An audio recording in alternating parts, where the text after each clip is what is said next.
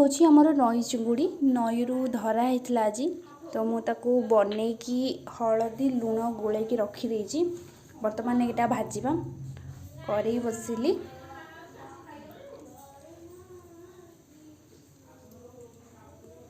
तेल पड़ला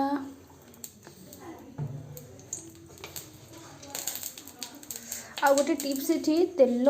पूरा गरम नहबा पर्यंत जमा भी माछ पकेबेनी तापर पड़ो आमर किछिटा सुखिला लंका लंका पड़गला सेपटे किछिटा सुखिला लंका यहाँ हूँ आमर माने सज पखाल भात रे खावाई मुझे भाजुची आपण मैंने तो जानी थे सज पखाल सहित माछ भजार कॉम्बिनेशनटा कौन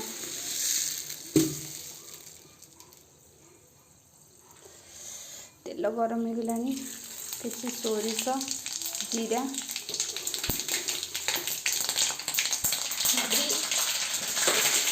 मत डर लगे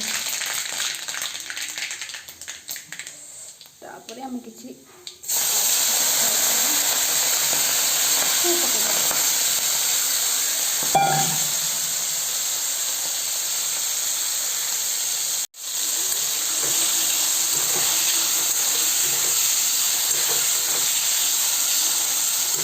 जदि तेलटा भलसे गरम हो जाइए ना ताले माछ आमर पूरा गोटा गोटा हो जदि तेल टिके भी गरम हो ना तो माछ बड़ माछ भी भांगार संभावना अच्छे और चिंगुड़ी माछ भी लगिबार संभावना अच्छी तले चार कड़े लेयर किसी समय पे को छाड़ीदे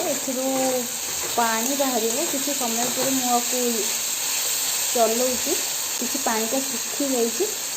तो बर्तमान ये तेल बाहर पर्यंत आउटे छाड़द माछर तेल भी बाहर सारा आप देखिपे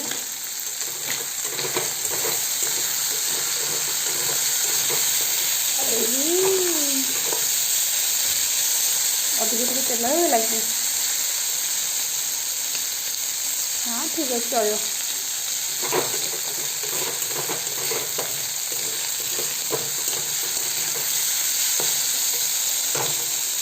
चलो चलो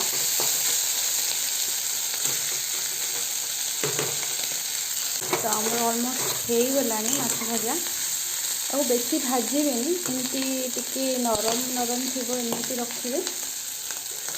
आमती गरम गरम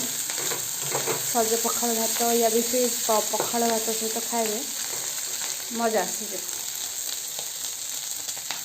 हो गलानी काढ़ा